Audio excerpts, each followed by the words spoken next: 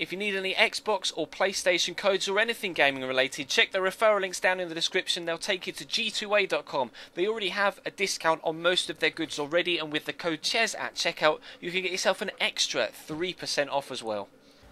Hey guys, how's it going? Chez back again and welcome to episode number 178 of the Career Mode Road to Glory here on FIFA 15.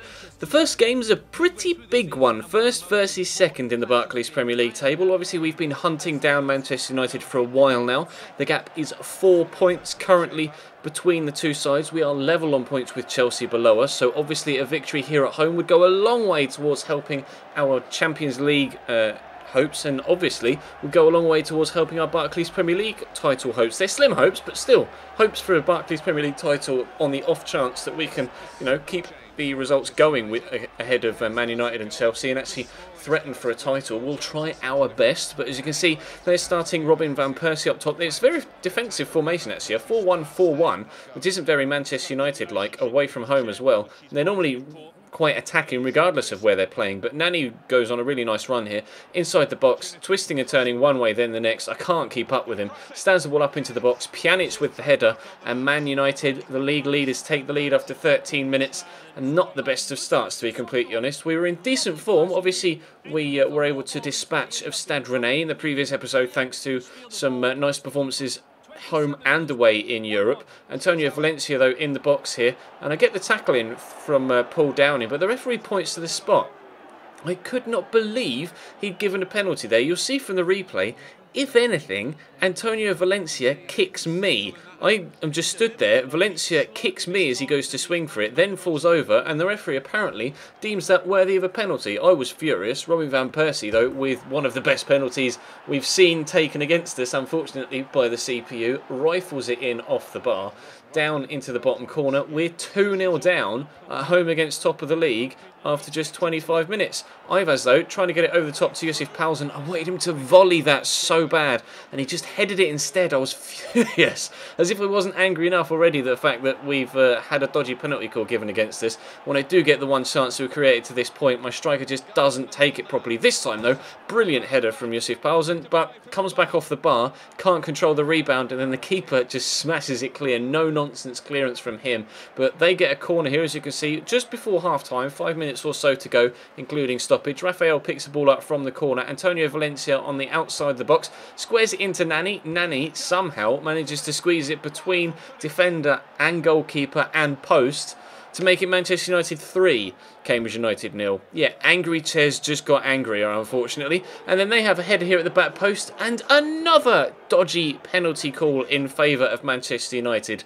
How many times over the years in real life, especially when Alex Ferguson was there, have we seen dodgy penalty calls get given for Manchester United? Mainly at home, mainly at Old Trafford, but here, away from home, not so friendly. It's just challenged for a header. It's not a pen. It's just not a pen. Nani's just got in the way. They're just jumping for a header. Oh, I'm so done. I was trying to just trying to convince myself when I was editing it that maybe it was a penalty, but it just wasn't. Neither of them were penalties, but we get a heavy 4-0 defeat at home against Manchester United. You can well understand I was pretty disappointed after that, to say the least, but we did have a bit of a gap to this Roma game, although it wasn't that big of a gap. So about 4 or 5 days, I think. As you can see, it's the round of 16. Obviously, like we said, we we got through against Stade Rennais after the episode before the CPU messed up. We were able to get big wins against Norwich and Aston Villa. So I was hoping for that sort of form, rather than the sort of form we showed in that game against Manchester United here at home against Roma. Obviously, Roma are one of the best sides in Europe, but we did face them last year, I think, in the quarterfinals. I think they were the team we played before we played Liverpool in the semis. And obviously, we got through to play Liverpool in the semis, so we definitely know that we can do well against Roma. I'm not too sure who their keeper is, though. Skorupski? I think he's a young... I did foothead him, and he's a young Polish guy, but I don't know anything about him, to be completely honest, and Georgiev is going to try and get the ball past him here, dancing inside the box on his right foot, but a brilliant save down low by the pole. That keeps us out after 10 minutes, but I was pleased with the way we'd started, on the front foot, attacking minded, trying to find a way past their defence. This is exactly what we needed to do. Kevin Strootman, though, had a chance to get the ball past my goalkeeper at the other end, but a really heavy touch lets him down. Try and catch them quickly, though, going the other way. Palzen and Georgiev linking up quite nicely. Obviously, they've made quite the partnership this season. And even when Georgiev was out injured, Callum Wilson came in and scored goals as well.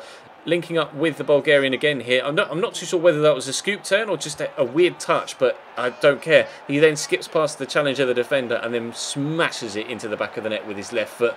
Celebrating right in front of the home fans, and that's 1-0 to Cambridge United. Advantage us. Then we get so close to a second just a few moments later. Johannes Geis with a glorious free kick, gets it up, over, around the wall, tries to get it to dip again, but it doesn't quite dip enough, bounces off the top of the bar, and unfortunately we end up with a scoreline that stays at 1-0 rather than giving ourselves a decent margin. Obviously, we won the home leg against Stade Rennais yesterday 2-1. We are going to get ourselves a second goal here thanks to young Ivaz. 2-0 in 36 minutes at home against Roma. And if I remember rightly from last year as well, Roma were pretty disappointing in those two fixtures as well. I'm pretty sure it was Roma. I'm not fooling myself here, am I? I'm pretty sure we played Roma last year. Nangolan with a strike, though, well over the top of the bar. And Roma just weren't at the races today, similar to how they were last year. Just not performing very well. It was weirdly comfortable against them, which was what I didn't expect last year. And after last year, I was kind of expecting them to, play a lot better this time around. But they just didn't. Timo Werner cuts inside here, looking for a third. Unfortunately, Ivaz's extravagant overhead kick wasn't anywhere near on target, although that would have made a rather acrobatic and rather extravagant third goal. But we take a 2-0 win from the first leg, so I will definitely take that. A clean sheet at home as well, so no away goals for Roma. So if we get one away from home, that means that Roma are going to need 4 to knock us out. Now, obviously, Roma have the capability to score 4, but hopefully they won't if we can get that one. So as you can see, squad report though, as always, feel free to pause the video at any particular point. If there's anyone in particular you want to have a look at their individual stats, growth throughout the squad though. Timo Werner not growing though, which is unfortunate, but Yusuf Palzen's up 3 this season. So is Strail Georgiev, 82 and 80 apiece. Callum Wilson's unhappy. I'm not sure why. I don't know whether it's because he's not getting as much first-team football as he wants, or whether he's unhappy at the level of his wages. I will have to double-check that for Wednesday's episode. But Adarabioyo is going up ratings as well. Fiola we tried to get rid of, couldn't. And actually, with the injuries we had around the squad in the defence earlier on this season, he actually came in handy. But I will try and move him on next year. And Hector Bellerin is also wanting out of the club. Obviously, we are bringing in a new right-back, Arias from PSV, so we will definitely have cover for him, but I may look to get in another defender as well, especially if Fiola leaves in the off-season, but hopefully he will, and we will have to bring in another player of much higher quality. But as you can see, we are 2-0 up from the first leg. Unfortunately, though, that defeat to Manchester United has cost us our second spot, and we are now down to third, and we are 4 points behind Chelsea, but they have played a game extra than us, so we can close that gap up to just the 1 point again. But Man United now 7 points clear of us with the exact same number of games played. So with only 10 games to go, I'm not sure whether the BPL title is still on.